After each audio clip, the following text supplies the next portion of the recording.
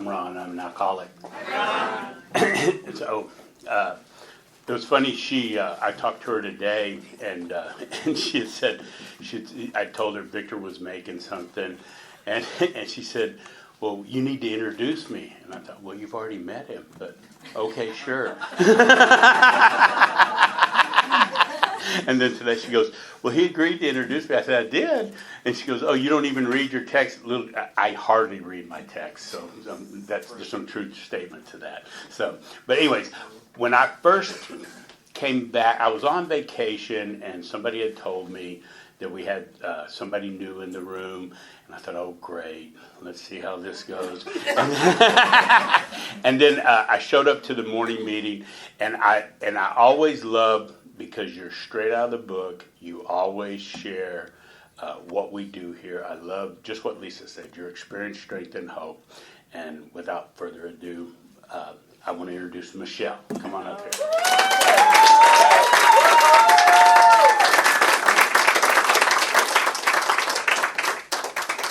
Hey everybody, my name is Michelle, recovered alcoholic. Hey, Michelle.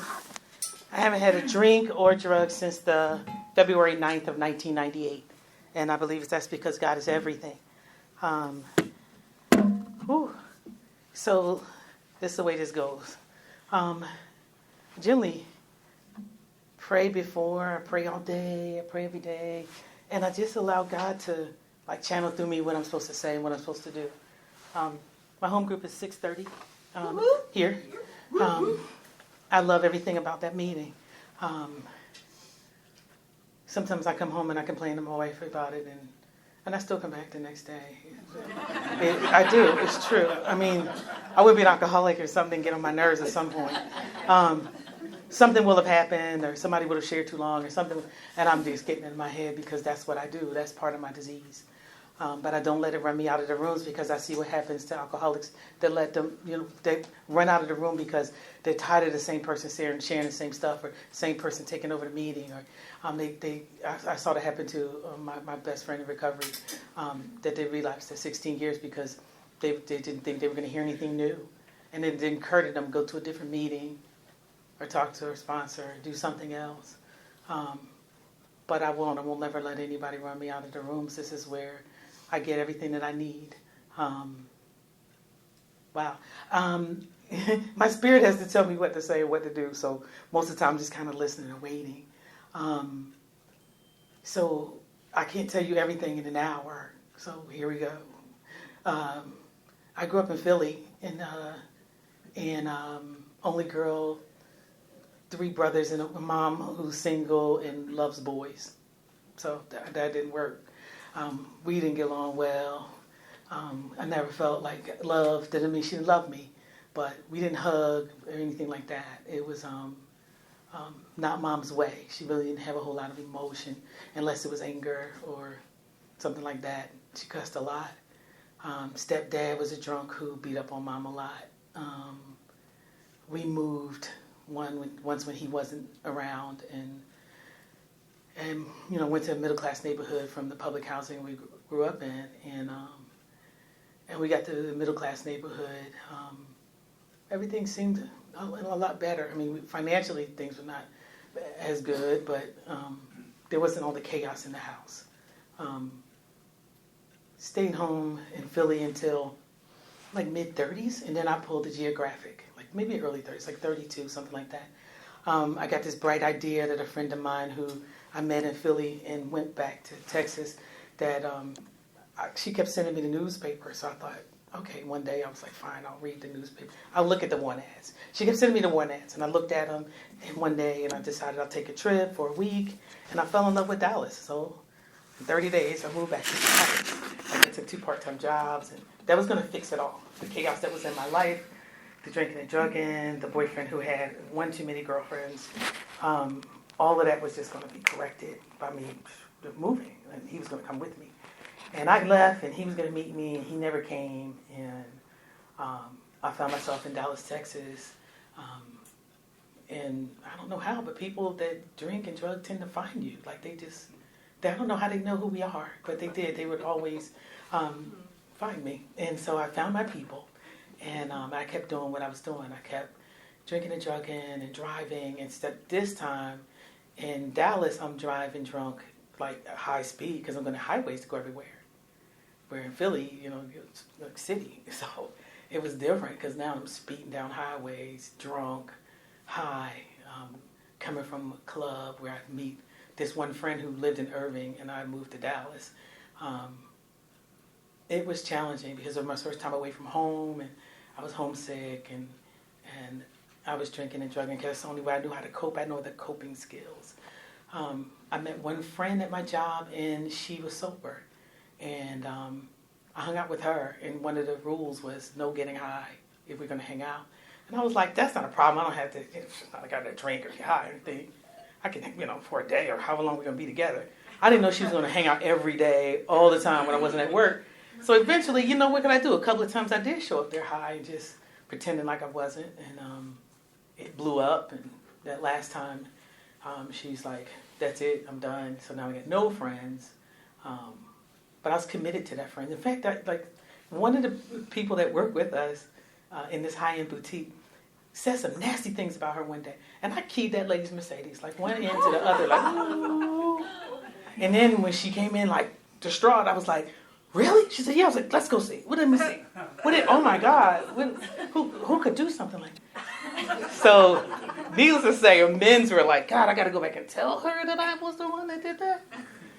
So, and men's were not something that I was really fond of when it was introduced to me. Like, you didn't have to go back and tell them what you did. But I did. The gift of desperation came to me as a result of my father passing away and his mother passing away within the same year. And I had many bottoms before that. I lived in a house that looked like it was abandoned. I took my wife to that house one day. We were there. She was like, we're in that neighborhood where you said that house was. Let's go drive by. Oh, God. It just looked abandoned from the outside. It was pretty nice on the inside. You had to step around the holes of the porch so you didn't fall in. And I did fall down through the back steps because they kind of were rotted. They tracked me down. I filed a lawsuit because I fell through the steps, like just standing on the steps, locking the door, and the steps collapsed and I fell through. And I filed a lawsuit, and I don't know, shit, it must have been, I don't know how many years later, a lot of years later. And I wasn't in the habit of giving forward addresses or, because your police can find you. So I went and I moved. I'm not telling people I moved or any kind of stuff. So they finally got a hold of me one day. I did a fist up with my sponsor, and my current sponsor, we're back together, and she said,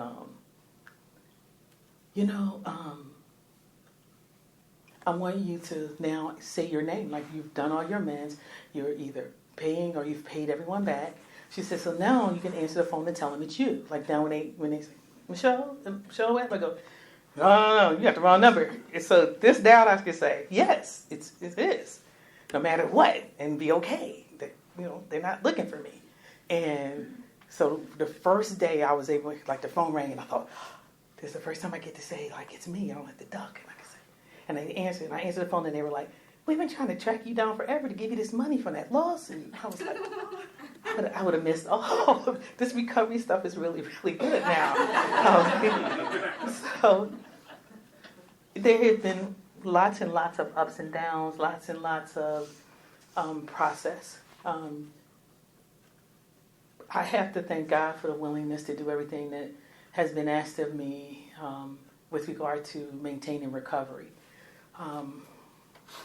I tried my first 2 meetings after calling my stepmom, who is 40 years sober. She was in New York, and I picked up the phone and I called her, and I told the truth. I told her myself for the first time, and she listened, and she said, okay, do you know when the AA meeting is? And I did, because of that friend. We were still friends. And she said, well, go to one and call me. And so I smoked a joint, and I went to one, and it was I got paranoid. Like I walked in the room, because the hallway was real long, and I thought, how am I going to get down that hallway? So that gave me the courage. I got down the hallway, and I sat in the first seat by the door, and the clock was ticking like, tick, tick. And I'm looking around like, no one else is hearing this clock ticking. And it freaked me out. Like, about 5 minutes of that, and I was like, I just got up and left. But the difference was I called and told her myself. I said, hey, I went, but the clock was ticking loud, and I decided to go. And so so she said, go tomorrow, but don't get high first. And I said, okay, good. So the next day I went to the same people after work, and we got high all over again. It was like the same day repeated, and we got high again. And I was like, except I told those people, I was like, I'm not even supposed to be here. Like, I was supposed to be going to AA yesterday.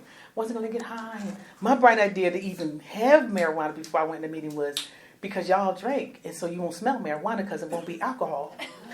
That was my bright, and I had been to college, and that was like the best I could come up with was, they won't smell that. And so second day, I went into the same meeting, and I was high off of marijuana again, and that clock was ticking loud again, and I left after 5 minutes. So I repeated the same day. That was a Saturday and a Sunday. Except each day I called my stepmom and I told her what happened, and I wasn't in the habit of telling the truth. So I told her the truth. I said, hey, this is what happened. It happened again. She said, okay, go tomorrow and don't do that again. Don't get high first. Just go. I said, I think I have to go in the morning. I can't go before. Like, by the end of the day, it's too late. I got to go in the morning. So I said, I think I know a place. There's another place that this friend took me to. And it was Cornerstone Group. So I went 7 a.m. When I got to my first meeting, you guys have to know, the thing I told you about my mom and the whole, like, lack of emotion, us not hugging, and she also kind of planted this seed of people don't do anything for you unless they want something. So I wasn't trusting at all of anyone to do anything kind to me without some string attached and them wanting something or taking something or doing something. So I get to my first meeting, which is over top of the liquor store. Strip mall, liquor store down the bottom, the A meeting's up top. I was like, this has got to be a joke. Something's wrong. So I go upstairs and 7 a.m. and I'm walking down the catwalk, and when I get to the door, that lady over there in the purple was standing there. That's my first sponsor. She was standing there and she just hugged me. Like, it freaked me out. I was like, oh shit. And when she let me go, I was patting my pockets down like, do I still have my keys? Do I still have my stuff? Like, what did she do? Why did she do that? What is going on? I was thoroughly confused by, like, why would she do that to me? And so I got into the meeting and everything was good. And I didn't really hear anything except they were like, desired chip, I don't know. And I was like, okay. I thought you had to be sober for 24 hours before you could have it. But I didn't know. I was...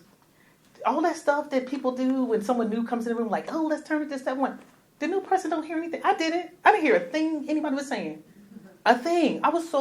It was like this loud ringing in my ear. I couldn't even hear anything that was being said in the room. I just kind of sitting there, and they said something about the chip, and I saw it, and I was like, I think I'm supposed to get that. So I got up, and I got the chip. And I got the chip, and I went home, and I called my stepmom and told her. She's like, go tomorrow. Right? Do the same thing tomorrow. So the next day, she was not there hugging. So I was like, all right. I got in. And then that night, the second night, I called her and I told her, successful, I did it. I made, and I didn't drink and I didn't drug. And I went to the meeting and it was great. And she's like, get a sponsor tomorrow. I was like, well, the way she's saying that sounds like she's trying to say, ask somebody to help you. I was like, I can't do that. I was like, I can't do that. She said, well, why can't you? I said, because they're all white. And the minute it came out of my mouth, I thought, that's the dumbest thing I've ever said. Because she knows I have white friends. And Dad had dated a white woman and married her in another one. And so they were in my life. So why would I say that? I was like, and as fast as I said it, she was like, you don't have to marry it, just get one. And she hung up the phone. And she hung up the phone on me. And I'm like, she hung up the phone. Oh, God. So, and she's not somebody to play with. Like, my stepmom is like, you don't call her and not follow her direction. It's like pulling out a gun and not using it. You have to do it. So talking to her and dealing with her was like, do exactly what she says, because she's not to be played with. So, yeah, I did what she said. I came back on day 3, and I had to get a sponsor. And I'm perspiring, and I'm like, I don't even know. I'm annoyed. I'm like all kinds of emotions because I don't know even how to do this. And I'm sitting in my seat, and I'm looking and scanning the room like, how am I going to know who's going to be this person? And I spotted her. And I was like, that's that lady that hugged me. And then she said how much time she had. And then she got up at halftime to get coffee, and I was like, that's it, I'm going over there to get an answer. And I went and asked her, and she said yes. And I tormented her from that day forward, and she tormented me back, calling me, asking me to read to her and weird stuff like that. I was like, can she not read? Like, why she asking me to read to her? Seriously, I was like, why? And if it wasn't that, it was like, oh, read 449. I was like, she don't know nothing else in the book. Like, she just says, read 449 no matter what I tell her. I can say, I had a rough day today. She said, read 449. I say, ooh, my mom's getting on my nerves. She said, read 449. I said, ooh, today was rough at work. She said, read 449. I said, so I made a note of that. That's all she knows. I didn't realize I was making a note of it, but I made a note of it. And so I make this note of read 449. And then, wow, Spirit just gets to me. So I make this note of that's all she knows. Next roadblock I run into is we're going to do step 3, and I don't want to do it. I'm resistant. Because I don't know. I got this misunderstanding of God. I don't want to turn my life and my will over to whatever, even if it's loving and caring. All the stuff y'all say, I don't know. I don't know this God. I've been praying to her God all this time. I'm like, I don't want to do it. And we had a meeting to meet at Turtle Creek in Dallas. And I don't know how she found this spot, but it was early morning. It's like you hear all that wildlife. And we turned this corner, and it was just like it was like a stream of water down the bottom, and the bushes around us, and it was a little bench, and it was like misty down in there. And I was like, damn, like Jesus could descend, and I'm not doing this. Because this is it's the whole setup for Jesus to descend. I was like, what? Why did she bring me to this place? Like super spiritual. I was like, I'm still not doing that. So I was like, I got a plan. I'm going to go to the back of the book, because she probably hasn't been back here. 449. I was like, yeah, we're back here in the 500. She probably hasn't been back here. I'm going to go for it. I'm going to find the chapter that has the least amount spiritual experience. That has the less amount of reading. And we'll read this, and I'll be out of there. And I have no clue what I've chosen. And I don't know how this is a God. Because when we got there and we sat down, she looked at me, she said, open your book and start reading wherever you want. I was like, yes, it's working. So I started reading and reading and reading. And when I got to the end, it said, there's a principle which is bar against all information, which is proof against all arguments, which cannot fail to keep a man in everlasting ignorance. I was like, everlasting ignorance? Oh, hell no. Like, that's when we were kids. We would, you could go in the house crying because someone called you ignorant. And we have little variations of like, ignoramus, you're ignorant. Your mama ignorant, you ignorant. And we would use that word. So when I saw it, I was like, everlasting ignorance? I was like, I got to pay attention to this. And it says, that principle is contempt prior to investigation. And it occurred to me right in that moment, I never investigated God. And I looked at her and I said, okay, I'll seek. I'm willing to seek. And she said, that's all you have to do. And that's how the journey began. It turns out that I thirsted for God. Like, I wanted that spirit in my life in such a desperate way. I didn't know it's something I had been seeking my whole life. I saw what happened to other people in church. My grandmother would take me. And sometimes it would happen to her. They call it Holy Ghost, but to me it looked like something's really going wrong.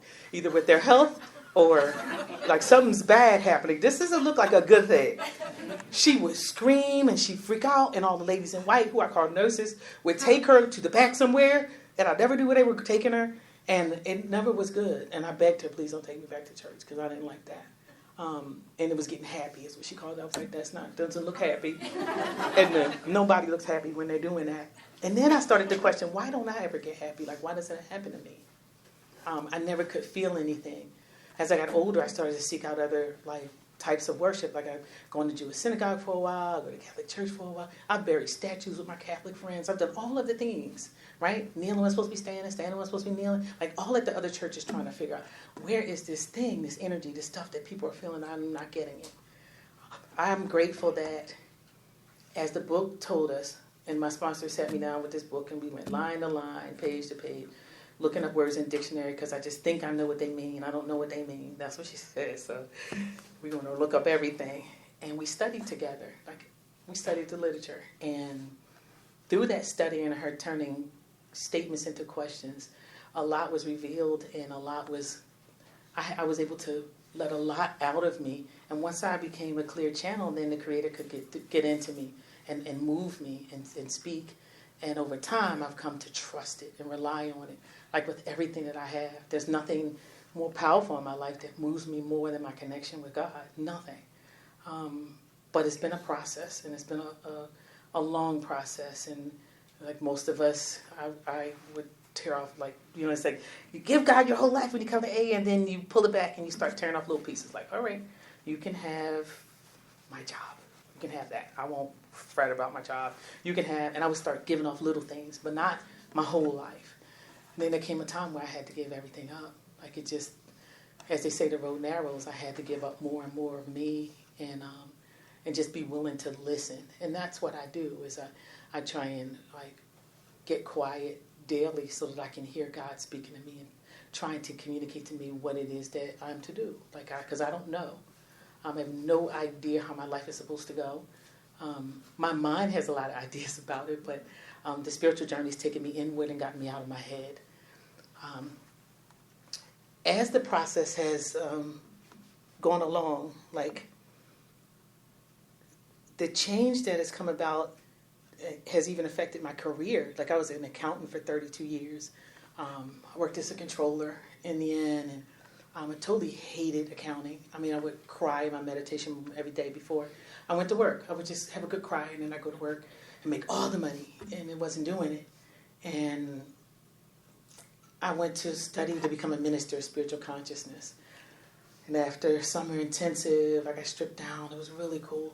But it required basically for me to quit my job and be destitute in order to keep on that path and do the curriculum. And I wasn't into being broke. So I was like, I'm not doing that.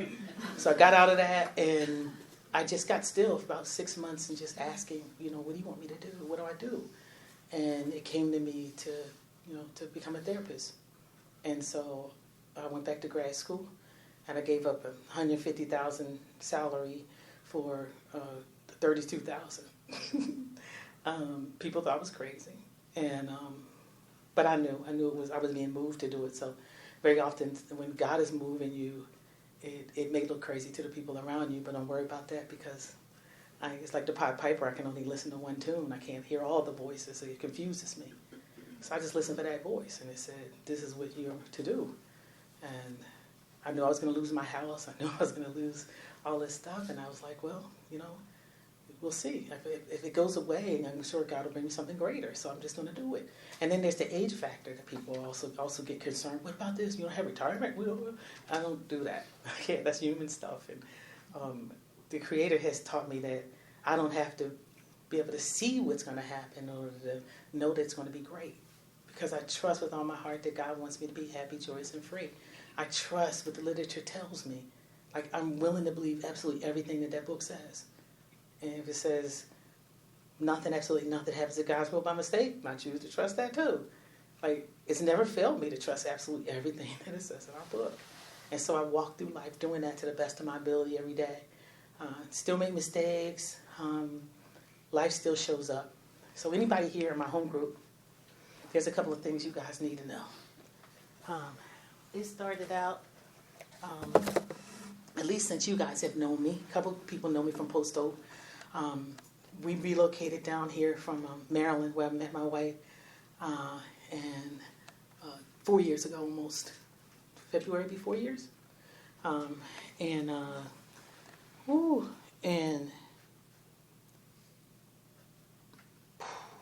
So we get down here 4 years ago, and it was whirlwind. And after the first year, then the pandemic hit, and we lost my father-in-law. And that was a big blow. And I may not have the timeline right, because my wife remembers all that stuff, and I don't.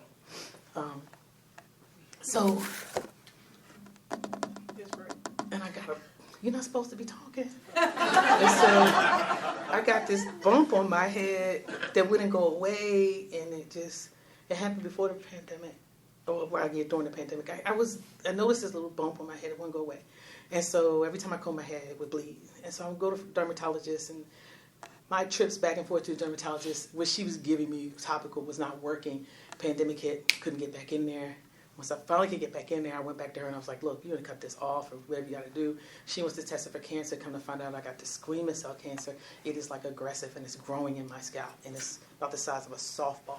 And they cut all that out and I'm going to post-op and they cut it all out and stitched my head up and I never felt pain like that pain. And I was willing to knock her down and cut her throat, but she didn't give me them pain pills. When we got back, she was like, okay, but we got to call your sponsor. I'm going to call your sponsor, I'm going to call the doctor. And I was like, God, why did I even tell her I have a sponsor? She would not give me these pills, and they were non-narcotic. I was like, dude, give me the bottle. Like, what do you, this pain is like, I'm dying. And she was like, got to call your sponsor and got to call the doctor. So I thank my wife and our son for guarding my recovery and caring so much and loving me and embracing my recovery. If I can't drive, I can't be here. I'm like, babe, I'll call somebody at the club. They'll come get me, for me. No, I'm going to get up and I'm going to take you. Like, she's got to come and take me. So we get through the cancer in my scalp and Dad passing away. And also in the process of all this, my wife has had this like mini stroke, TIA, that sent her in this tailspin mental health-wise. And we had to put her outpatient. And we're all trying to cope with everything as a family as we do. And we get through that. And she's doing better. And things settle down. And we planned this trip. We're going to go. Finally, we had planned our honeymoon. We got married 4 years ago. And we planned our honeymoon 4 times. And we've not been to a honeymoon yet. So, yeah, first time was she had emergency blood transfusion. And the second time was COVID. We planned California. It was COVID. We were supposed to go in April and COVID hit in March. So we couldn't go, and then we got the money back from that, and then we planned to go to Europe, go to London and Paris.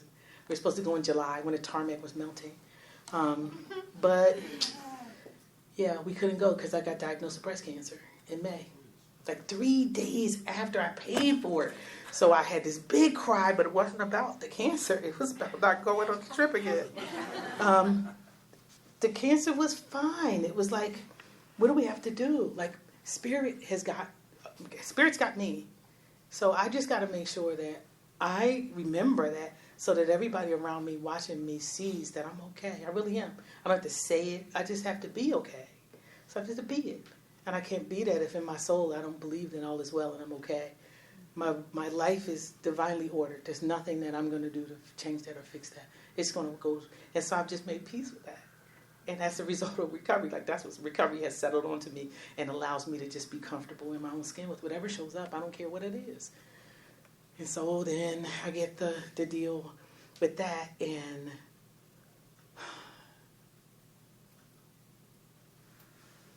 we go through the deal. They remove it. It was small. They removed it like the size of a pearl. Didn't spread. Went through the surgery. I had 3 months of chemotherapy followed by 5 intense doses of radiation. And I thank everybody in my morning meeting for loving me and supporting me through this. God put me in a home group with a bunch of nurses. I got a nurse who, I got a chemotherapy nurse. Seriously. And they're all like, I got a nurse. I'm a nurse. And I'm like, of course you are. So this is another thing. It's like another reminder. If I don't have to, what do I got to worry about? Like, God's taking care of it and working it all out. That worry of how it transitioned from how you be an accountant. How are you going to show your accounting resume of 32 years to someone and get your first therapy job? That was a conundrum. I was like, get out of your head and maybe it'll work. And it did. And everything just works itself out according to God's will. So get out of the way, just be still, and don't crash and burn in the meantime while you're waiting to see what happens. So everything got worked out. I have to go back for about 9 more months of Herceptin infusions. We'll start after we come back from Europe. We leave on Tuesday. We're going to London for Christmas in Paris. And it's a trip of a lifetime, especially for somebody like me. I come from very humble beginnings. We didn't have much. And I've gone further with my education and done more than any of my siblings. I'm grateful to God. This is a life of recovery and what happens. But that's not all.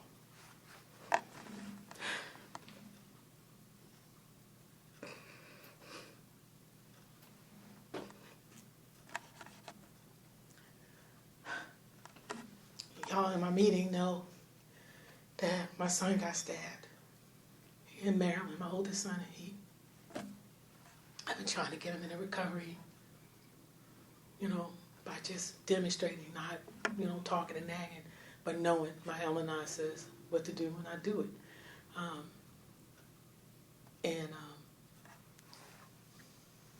Just while he's out in Maryland, running around the town where he lives, he tried to protect the honor of a woman. Some guy spit in her face, and he went to confront the guys, and they attacked him, and they stabbed him up real bad. And I came in the rooms and talked to you guys, and they operated on him, emergency surgery, and then they had to keep him open for a couple of days. And I got a nurse comes up to me and is talking to me about that. Oh, yeah, I do that. That's what I do. I'm there when that kind of thing happened. I know they left him open for a couple of days. Thoracic surgeon comes, they get him all stitched up and close him up, and we're kind of on the edge, like, is he going to live? And they closed him up, and he was okay, he lived. And after a couple of days, maybe about a week, he woke up, and he's talking, and we FaceTiming, and we're seeing him, and then I guess about a week later, they released him from the hospital, and that shit makes no sense to me. But they released him from the hospital, and he didn't want the plan that we had and that his father had for him. He had his own plan. And when you're 32 years old, you want your plan. And so we have to respect and honor that he want to go where he wants to go and do what he wants to do. And we did. We let him. And it's not the first time. We were talking about like a cat. He had so many lives. And this was another one. And he went back to the hospital day before yesterday because he wasn't feeling well. And he had to have another surgery because old blood was pooling around his heart. And he died yesterday.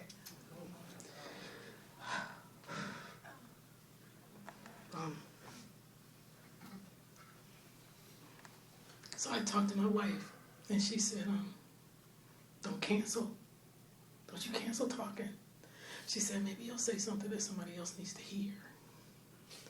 Nobody said that when I got in recovery, everything was going to be like, oh, easy peasy. Like, life's going to go great now that you're not drinking. Everything will be wonderful. What happens is that I'm able to handle it. I'm able to stand in there with my wife and my son and anybody else. Yesterday it was, my wife said, I need you to call these people because I can't call. And so I prayed and I asked God to give me the strength. And I picked up the phone and I called everybody she asked me to call. And I kept my composure no matter how upset they became. And only God can do that. Only God. It's the same type of thing I was asked to do when my baby brother lost his child.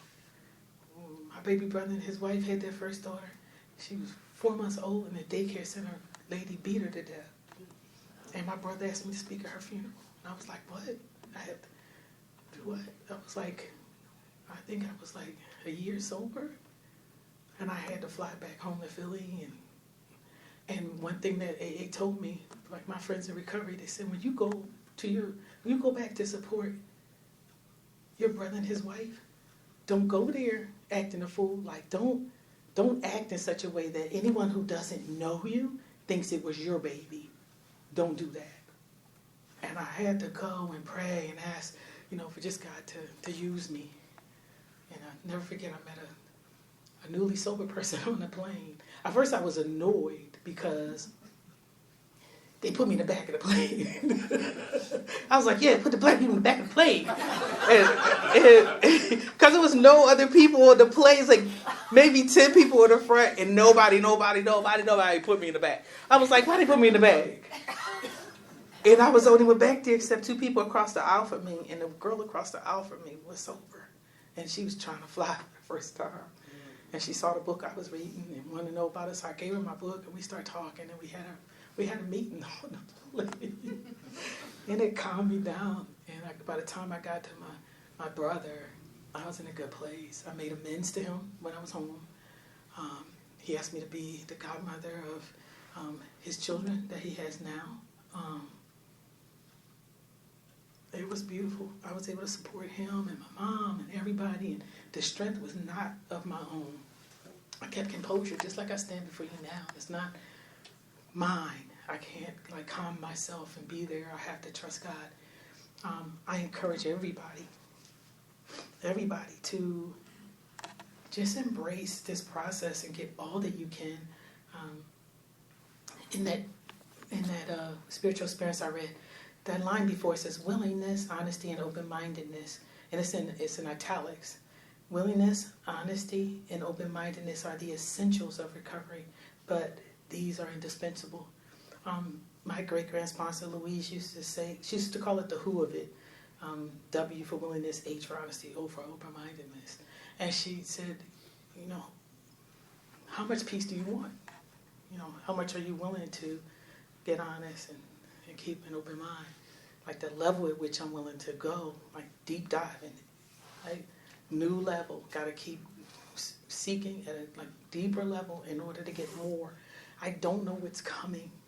So I'm grateful that I've been prepared along the way to handle everything that's showing up in life and be able to face it, right? To be able to face it, to stand strong. And to not be faking it, not be crying behind the scenes and smiling in front of y'all like, hey, it's okay. It's not okay. I'm okay coming telling y'all I'm not okay. I'm okay coming to the room and saying I messed up, that I didn't get it right, that self-centered fear got in the way.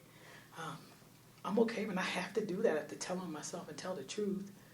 Nothing else is going to do it for me. So that's what life looks like now. I think the hardest thing coming is that her granddaughter doesn't know yet, and we're going to try to support her as best we can. She's 13 and loves her father immensely. And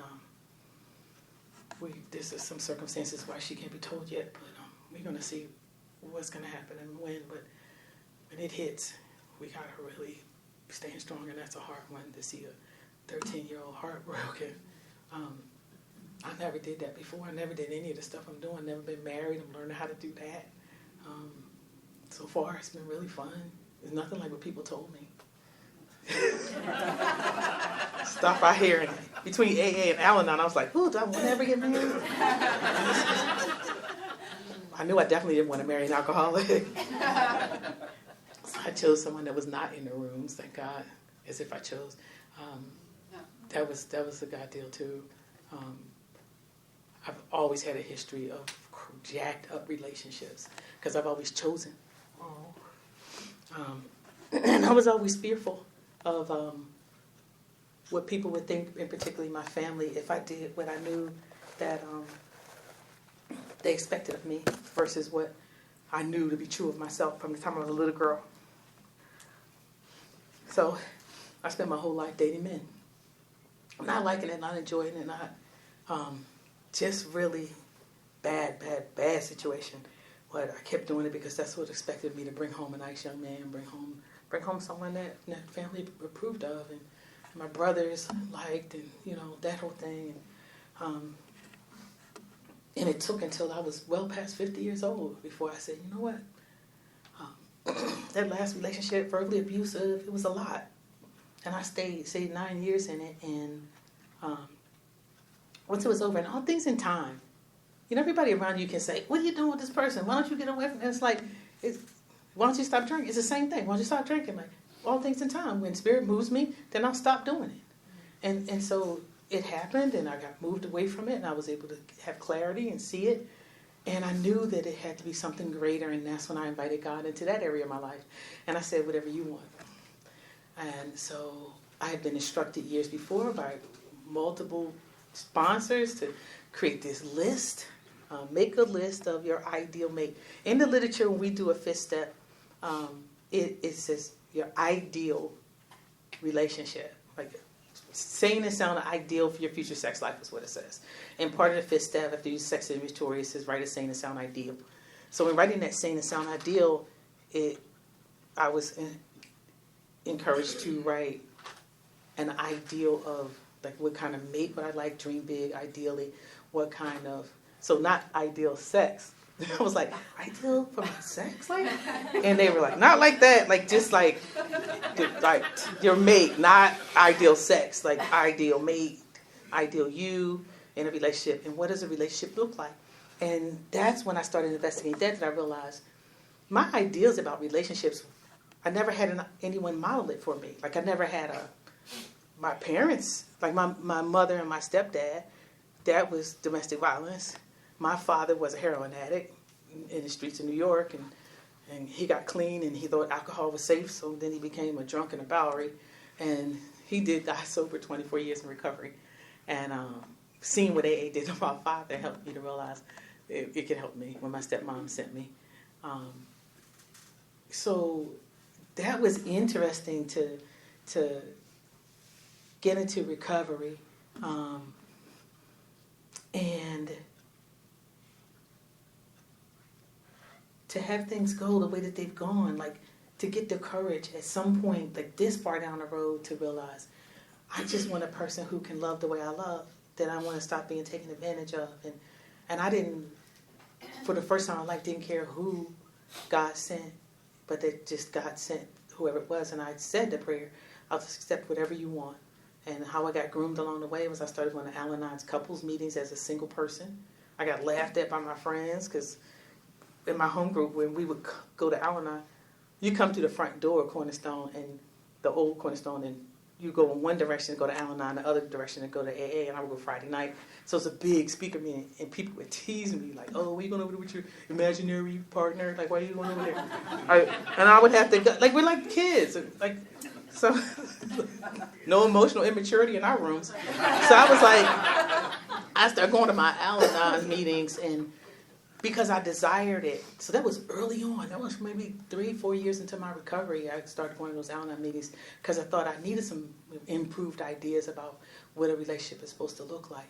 Most of my ideas came from TV and movies and romance novels and that kind of stuff. Or the storybook rhymes, I'm going to keep kissing them, and eventually that frog's going to turn into something else. And it never turned into anything else. The ones you date for potential. So that went on for a very long time. Like you bumping your head over and over in the same wall. And when I said that prayer, I just started working on becoming all the things on my ideal self, like my ideal selfless. And the list of my ideal mate qualities, I put in my wallet. I folded it up, I put it in my wallet, I pull it out periodically and just kind of look at it like manifesting. I just look at it, read it over, and I just believe that it's going to come. I'm going to get that. I can stick it back in my wallet, and I keep working on me. And I relocate up to this area in Maryland, Frederick, Maryland. Most of you probably don't know what it is because it's like this small little hick town. I was thought, why am I here? I'm going to die here. This is like where people come to die. This is not a place where... I grew up in Philadelphia, and, my dad with him in New York City, and I'm a city girl, so I get this little town. I'm like, what the hell? What is this place? And I worked out there, so it was my bright idea to go out there to live now that I lost my house and everything. So I'm out there a couple of months, and I go to Target to get some Spanx. And some lady stops me with this like table of sample stuff, and I don't want to talk to this lady. I just want to get my Spanx and go. And so, but I didn't. I have to be kind, so I stopped. I couldn't be rude, so I was like, oh, I was just, hi, lady. Like, yeah, I'm interested in your stuff. My mom's going, no, you're not. No, you're not. So I'm like, okay, stop, talk to her. We're talking, and we start talking about hair. I had long dreadlocks. It was pre-chemotherapy, not anymore. So I got these long dreadlocks. I go in and talk to the lady, and I'm standing there, and we get into hair. She gives me a phone number, and she says, you want to call this person, and they do my hair. Where do you get your hair done? I said, well, fly to Dallas. I've been living here about 14 years, and every couple of months I get on a plane, I fly to Dallas, and the lady does my hair, and I fly back. Because you're not touching my hair here in Maryland. And so, no trust issues there. And so I come back and to my house, and I look over this paper, and I've been collecting papers at this point for a couple of months. For some reason, this paper's burning a hole in my hand. I'm like, I think I drove past this address before on the main street in this little town, and on the way to work.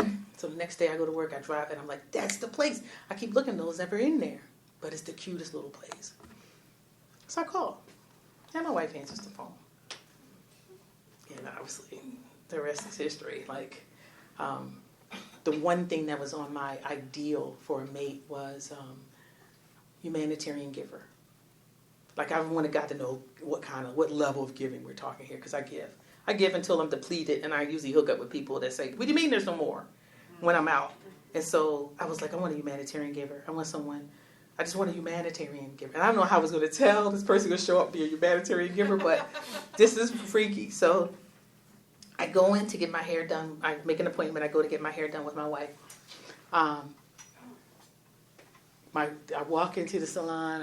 I sit down. We start talking, and we're talking, and we're clicking. So I spent after she did my hair, it took an hour. I stayed there the whole day, evening, till she closed the place. I was canceling with friends, got busy and I couldn't be able to make it. I was canceling plans the whole day just to hang out with her. Music, and we're laughing, and we're talking, and we're telling stories, and oh my God, it's just like I made a new friend. I'm so happy. And in the process of us talking, she says, yeah, I'm going to get a humanitarian award. And 10 days or the end of the week or something like that, and I was like, she said humanitarian award? But she never said anything like I'm gay, and I never dated a woman. I never dated a woman before. I just asked God to bring me someone who would do these things in love. And I just asked for the qualities. I was like, and I don't care who it is and what they look like and what it is or anything. I just want this stuff, these qualities. And so when she said that, I was like, she only talked about men and her sons. So maybe I don't get a sense that she's gay. So I'm not into liking people who aren't gay. If I'm looking, no, that's weird. I was like, I'm not. She seems straight.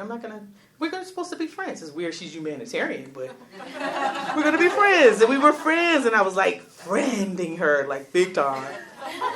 Bringing her food and balloons for her birthday, and just do what I do, when I'm a friend. And so, and she's falling for me, and I have no clue. And so about 45 days in, she says, yeah, I have feelings for you. And I was like, but you're not gay. What do you mean? That's weird. She's like, no. I'm not. And we had a little back and forth, and then finally she convinced me. And my mind exploded, and I was like, let's get married tomorrow. And she was like, no. No, she hit me with some rules and all this stuff. So I followed the rules, and 7 months later, because she said not before 6 months. 7 months later, I proposed, and it has been whirlwind. It has been a tremendous joy. I've met the person who makes my heart sing.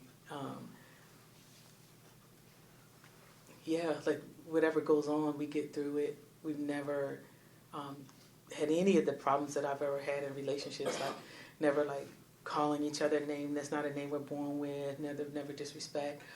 Always considerate of each other. Cool thing was she got a total of 3 humanitarian awards in about 18 months. For serving the community and putting coats on the backs of little kids that were homeless and just doing stuff. She cares tremendously.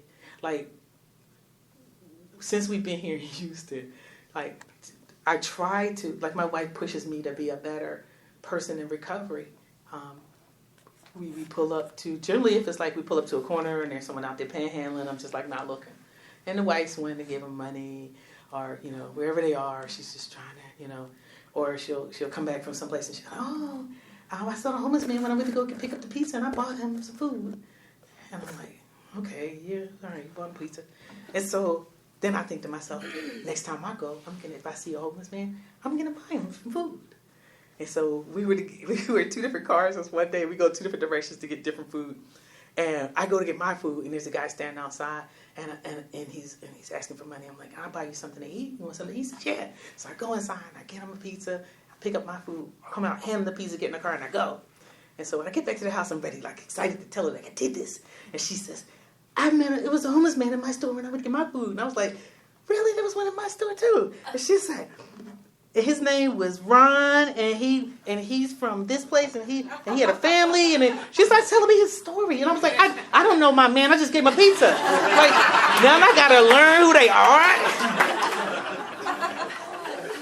are. So inspiration, now I have to become invested in this person. I can't just give him a pizza and move on. Here, dude, here's your breakfast. Don't care who you are.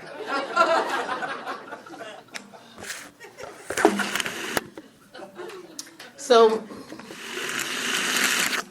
let's try and end this. This is what happened when spirit is moves you. It's you're all over the place, and you're laughing, you're crying, you're doing it all, and you know that it's okay. You don't worry about what is expected of you by other people. I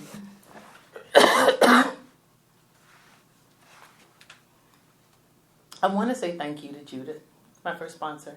That woman had the patience of Job. I came here and I was burning with anger, and I didn't like people or really much anything that breathed or moved. Couldn't stand it. Didn't like to be shared at. Didn't like to be hugged. Didn't want anybody near me. Didn't like being in AA. Didn't want to listen to her. None of it. But I did what she said because I had a stepmom in the back scene saying, you know, I had to answer to her if I did it. No talking. So,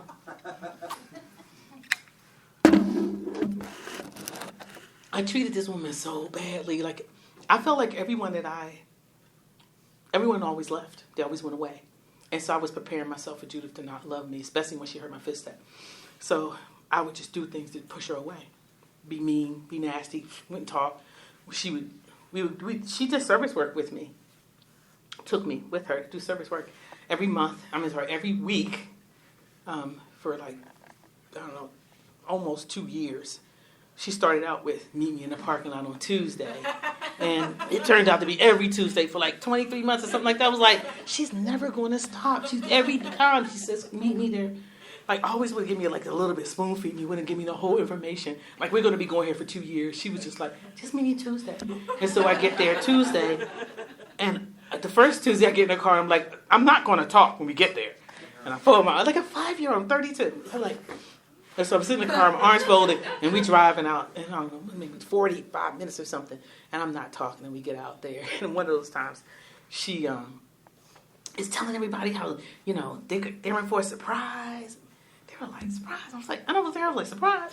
She was like, yeah, Michelle's going to tell her story. I was like, the lies you tell, I'm not saying nothing. And she got them to like chanting, like, please, come on, until finally I had to talk. I've done that to every person I've ever sponsored. It's so fun. It's so fun. It's so fun. So it's like the gift that keeps on giving.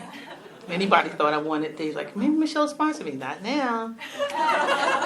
No, only to new people. So it's okay. So favorite part in the book, Keys to the Kingdom. It says AA is not a plan for recovery that can be finished and done with. It is a way of life. And the challenges contained in its principles is great enough to keep any human being striving for as long as he lives. We cannot outgrow this plan. As arrested alcoholics, we must have a program for living that allows for limitless expansion. Keeping one foot in front of the other is essential for maintaining our arrestment. Others may idle in a retrogressive groove without too much danger, but retrogression can spell death for us.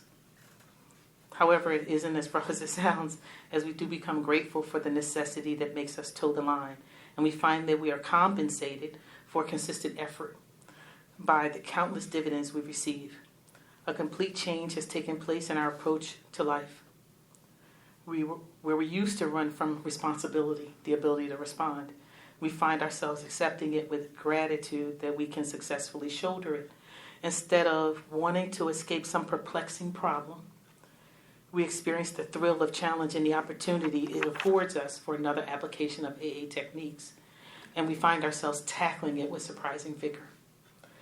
The last 15 years of my life, or the last 24, almost 25 years of my life, have been rich and meaningful.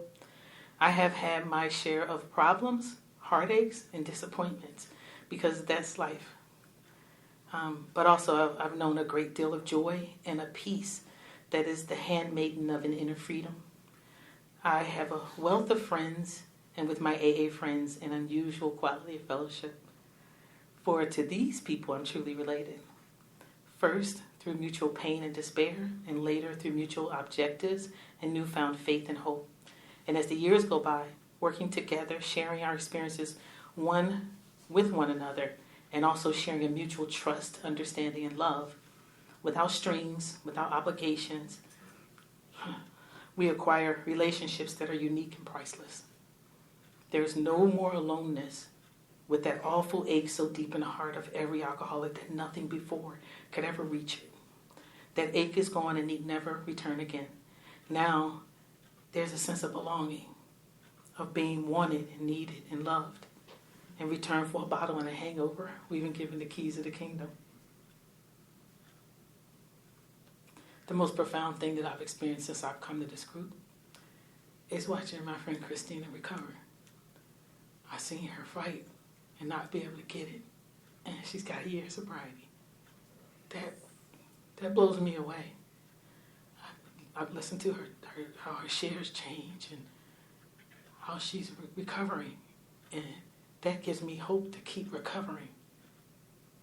Because she's my new miracle. I always see somebody and spot somebody, and I watch them, and I see what God does to them, and it reminds me of the power of God, and I never, ever consider that I'm alone, because I see it working in other people too. So I'll always keep coming back. Anybody you ever in trouble, you ever feel like you need somebody to talk to, and pick up the phone, call me. My number's on that board over there. I put it on there when I found out. Like, what do you do? I was like, I'll put my number up here. So my number's on the board. Michelle W., call me. I'll listen. If nothing else, I'll listen. I may not know what you need to hear, but I definitely will listen. Meet you for coffee, whatever I need to do. I move my schedule around, whatever I got to do. But know that in me, you have a friend in recovery. I've heard people say, I'm afraid to talk to you. You seem so, I'm normal. Cool, I get upset, I trip. And I get it back together, and I've been on the path, and I take it seriously. I'm always in the literature. I love you guys, and I'm so grateful that God sent me to this group. I wouldn't have it any other way. So I'll see you guys in the morning meeting.